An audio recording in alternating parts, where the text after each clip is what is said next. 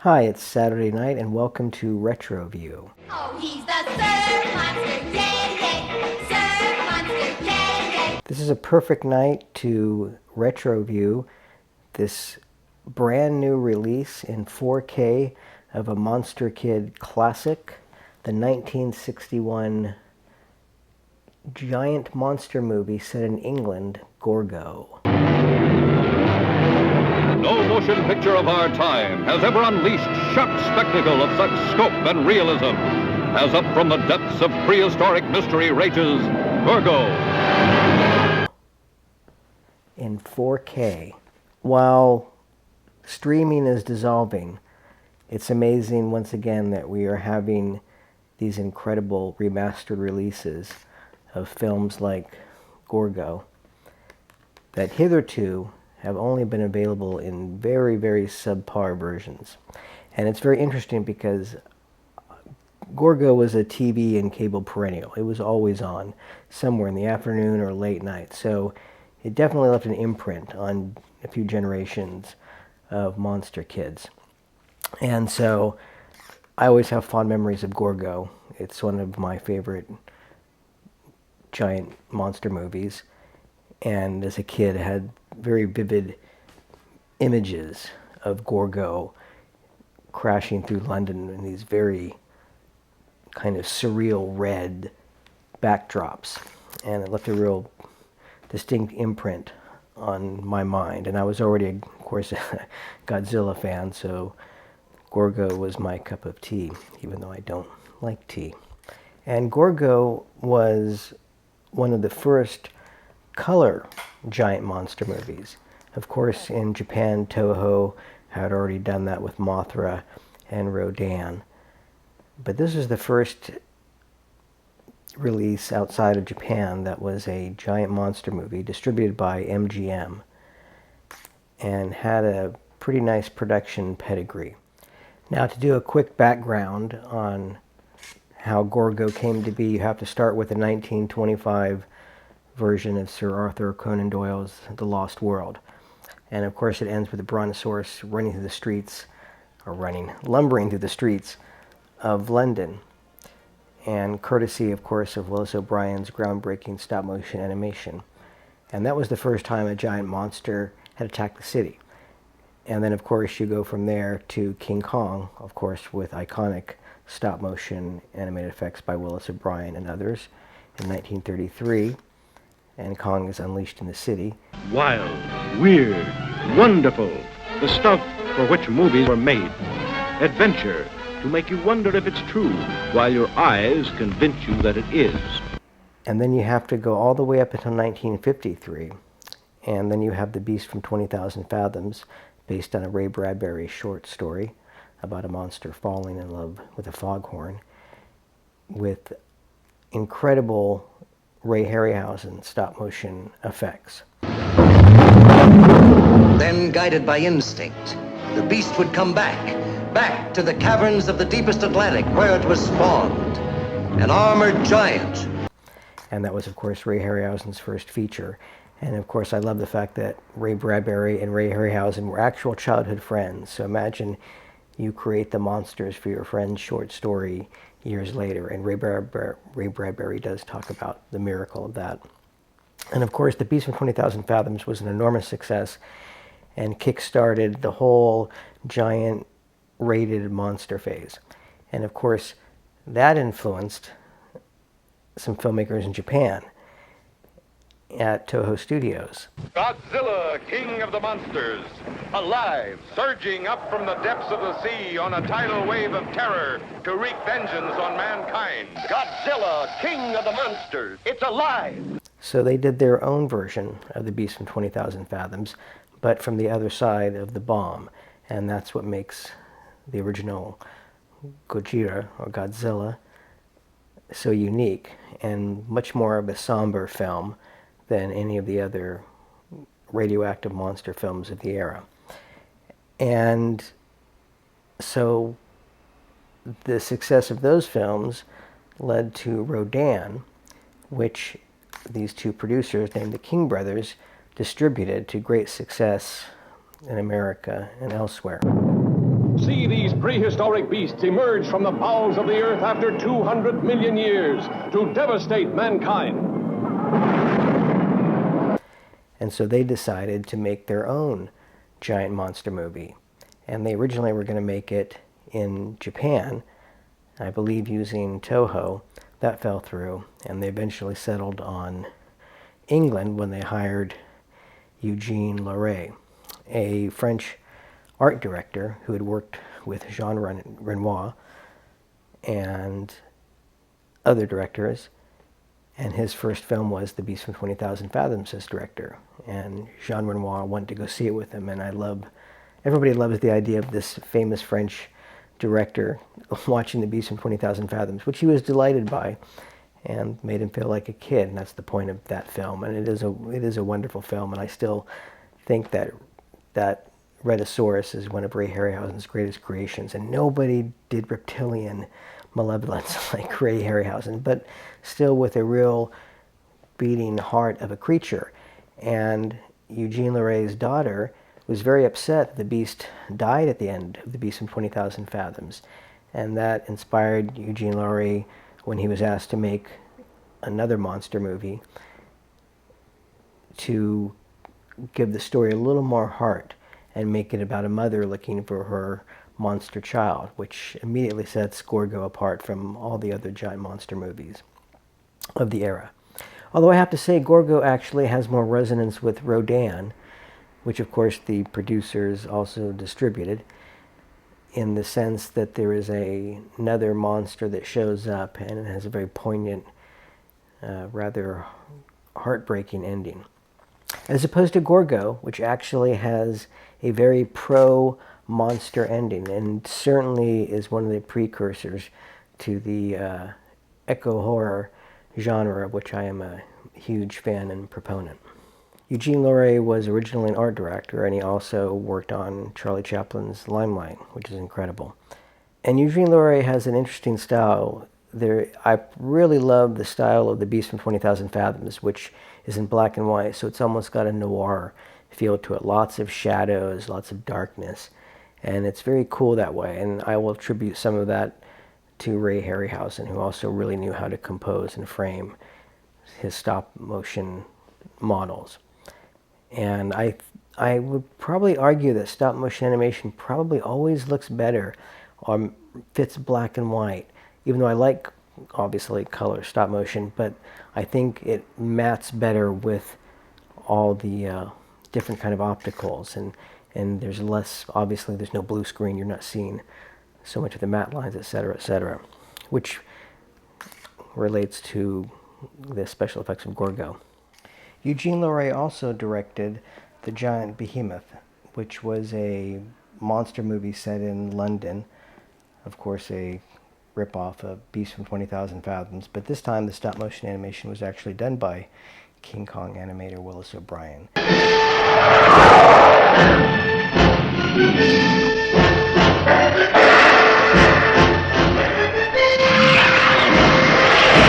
It's not a great film, but there are some really great shots of the monsters, very atmospheric. Now, briefly about the King brothers. They were kind of shady casino hustlers who ended up in the movie business and quite successful. And they did very well with Rodan, and that's why they wanted to do Gorgo. And if you actually want to see them in action, in movie action, they're in the film Trumbo, about the blacklisted screenwriter Dalton Trumbo, played by Bryan Cranston. And he goes to see them when he's blacklisted to try to drum up some screenwriting work. Look, you're a great writer. We make shit. Now, as for the story of Gorgo, it's very simple. A volcanic island erupts out in the waters off Ireland and unleashes some monsters, apparently.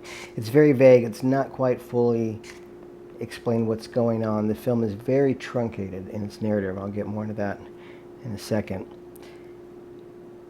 And so they capture one of these monsters, who they dub Gorgo, and present him in a circus in London as the ninth wonder of the world. Shades of King Kong, of course.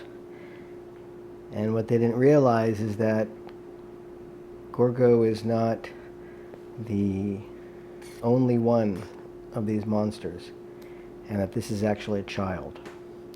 And the mother is pissed off and wants her baby back. And it's interesting, when I was watching Gorgo with a companion, and she said, there's no women in this film. And I go, yeah, I'm absolutely happy there's no, once again, obligatory love interest shoehorned in there, but they usually have a woman scientist or two or something interesting going on. And then I realized, oh yeah, they do have a woman. She's one of the stars of the film, the mother. And once again, that was kind of the unique twist on Gorgo at the time, to turn the story around to make you really empathize with Gorgo and the parent, and to actually give you a, not quite so spoiler alert, but a relatively happy ending, which is once again unique for the genre. For the cast, there's some very good actors in the film, although they're not necessarily given a whole lot to do. The script, as I've said, is very sparse, and the film feels very choppily edited, or simply not everything has been put in there, or everything is in there and is still choppy narratively. And one of the stars, William Sylvester, is best known as Dr. Haywood Floyd in 2001: A Space Odyssey. And he was one of I think the first American actor at the Old Vic in London. You know, all these Shakespearean actors end up doing giant monster movies. And there's nothing wrong with doing that if they're good ones and they help pay the bills. The sympathetic little boy in the film, who's always, of course, the monster kid avatar, because he's the real voice of reason about Gorgo. I can't let him go back to the sea where he belongs. Why? Maybe to save our silly skins for you. He actually ended up working in film behind the scenes, all the way up into Indiana Jones and the Temple of Doom. So listen to the great audio commentary by Stephen Bissett, and you'll get all this amazing, really fun background details that connects to all these other interesting movies and events. Now, I have actually actively avoided watching any versions of Gorgo for years, because I've always wanted to see a remastered print of it, because the versions that have been available have, as I said, have always been subpar. And I didn't realize there was even a Blu-ray release, I think last year or a year before, which I would have gotten had I known, because I thought, well, okay, this is at least going to be a nice Blu-ray upgrade. But I've never seen a good print of it when I've tried to start watching it. So I've said, I'm going to wait. I'm a very patient person. As an artist, patience is your number one virtue and friend, as well as pain in the ass. And so I said, at some point they're going to come out with a good version of this. And sometimes all you've got to do is wait. And we get this amazing 4K from Vinegar Syndrome, with Gorgo remastered from the actual 35mm camera negative, which has been untouched since apparently the 60s. That's incredible. That's, like I said, we really are living in this golden age of physical media, while streaming is dissolving all around us. So this is one of the releases of the year as far as I'm concerned, and you should certainly pick it up to support the efforts of Vinegar Syndrome. And this is a film you'll definitely pop in and rewatch. So what is cool about Gorgo is the story, is this twist of the monsters not being aggressive for no reason, and having this empathetic value placed on the monsters, which was there in King Kong, and it's been there in other movies, and monster movies, of course. It's not unique to Gorgo, but for this genre, it certainly was unique, and very possibly inspired later Toho films and films like Gamera, where the kids became front and center, the friends of the monsters. And Gorgo was a huge hit in Japan, And so they say that it definitely probably inspired Toho to do the next Godzilla movie in color and to up their game in terms of what they were doing. So it's all, these monster movies are all connected. They're all standing on each shoulders, and that's what's cool about it. They all inspire each other, and then from those inspirations, you get films like Gorgo.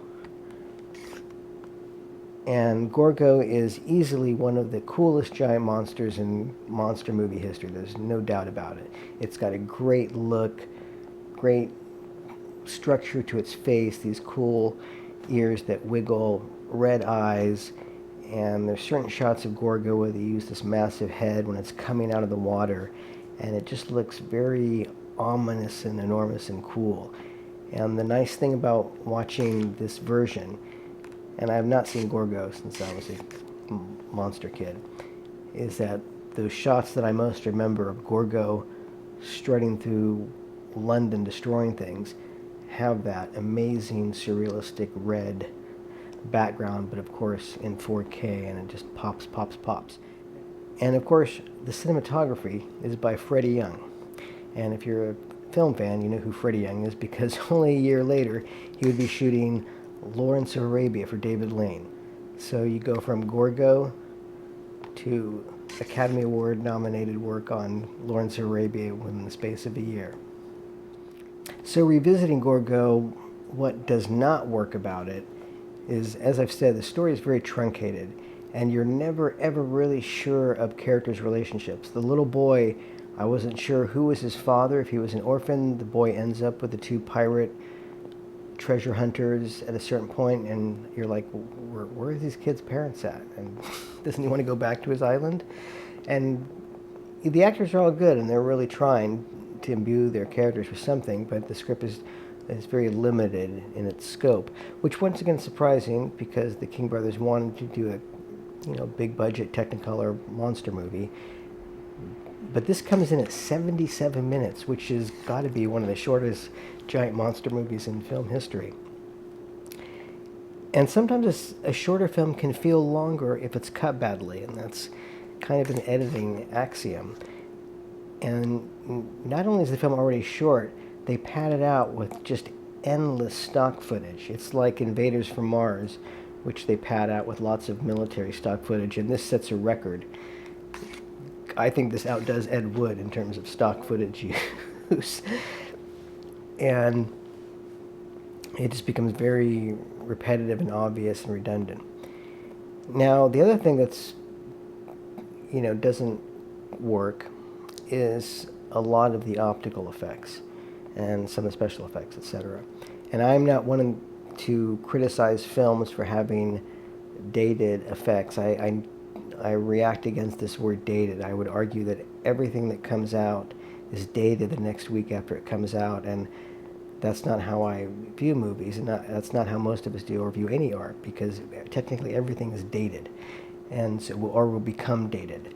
And so that's why I like to place movies and books and film and games and everything in their cultural context, because that kind of gives us the ability to look at it under a certain light. And so everything is dated. And I don't hold special effects against themselves for their era. And I don't like people who laugh at movie theaters at effects that are not comparable to the CG of today, which, by the way, is going to look, I believe, even worse than some of the blue screen effects of these films. I say that most CG is the blue screen of the 21st century in a lot of cases, and I think we're seeing the kind of boundaries of where CG is at. It doesn't mean it can't be used. I think it's one of the greatest innovations we have in special effects. And to me, CG can be used to eliminate, which is always to one of the worst special effects, and it's always bugged me since I was a kid, which is blue screen. Where they're in front of a screen that's, and they've got the fringe around them, and these effects were obvious and didn't work even in this era when they came out, but they were ubiquitous. And CG is the glue that eliminates those. So I always say that's how you can merge physical with CG and have it always, work beautifully. And so there's a lot of really wonky optical effects where they're just, there's transparency, you can see right through them, and even they bring in a reporter at a certain point, and he's solely in optical in front of all these shots where things are moving behind him. And I was like, they must have just simply added him after filming, because it's so clearly he's not there. And they, I don't know why they didn't make a little more effort to place him within the story, or even just a separate room, and have him in a separate room. So things like that that's when it's like, it's not just like, okay, this is of its era. It's just distracting because they don't work and they don't look right, and it pulls you out of the fictive, dream of the movie. So that's the only time that I criticize effects, and I always have hated bad blue screen work, and it's one of my least favorite effects, and it's used so often all the way up into films of the 90s even. So in terms of the 4K itself, how does it look? In a word, spectacular. Although with a caveat, is that this film has a lot of process shots, a lot of opticals, so it's got lots of varying different levels of quality of grain, particularly in stock footage, which is all over the place. But there are some shots that look like it could have been shot today. The clarity and the color are just absolutely beautiful, and that includes a lot of course, the Gorgo work, and that's the stuff that you really want to look fantastic, and it all does. So, but of course, when you have a 4K image, a lot of the effects are going to be amplified, the good and the bad, and usually that ruins effects because you're getting way too much grain, and you're seeing way too much into the behind the curtain. But the film looks spectacular. It's unlikely it's ever going to look better than this, and so just for that alone, it's worth having. It's a keeper. And just to put this on the record, I have no interest in slipcover or steelbook. To me, the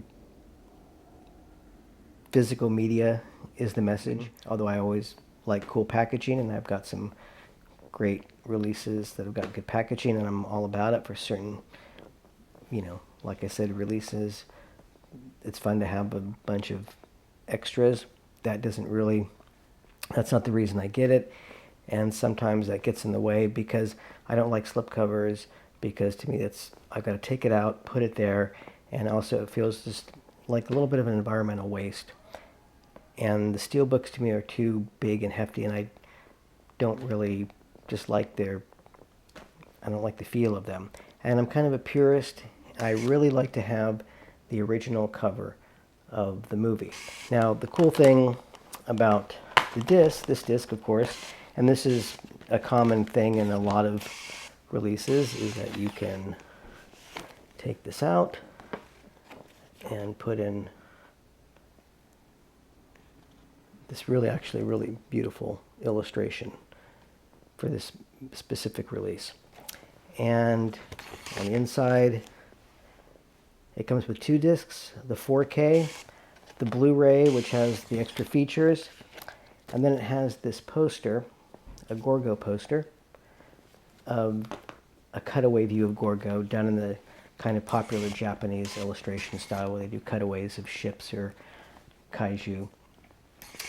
And so my only problem with this poster is that once you unfold it, I have no capacity to refold it back in, and I actually end up kind of tearing it in the middle. So as cool as it is, I'm only going to probably look at the poster once. And so I would prefer it to be maybe something like a postcard that I could actually kind of, hold up and frame. But in terms of extras, there's also a audio commentary by Stephen Bissett, who's an artist best known for his work on Swamp Thing with Alan Moore and heavy metal, etc. And he does a great commentary, super informative, lots of fascinating bits of information. And there's a segment with him talking about how Gorgo affected him as a original monster kid, which is always fun to listen to, his own retro view on Gorgo. And there's a great documentary about the making of the film, and there's a trailer, and all sorts of lobby card images and extras galore. So it's certainly worth its weight in Monster Gold. So I highly recommend you pick up Gorgo from Vinegar Syndrome. It's one of the most spectacular releases of the year. It's been a great year for physical media, Invaders from Mars, Robot Monster in 3D, and now Gorgo. So thank you for retro viewing, and please like and subscribe if you feel the same way as you would towards a mother looking for her baby monster. Oh, he's the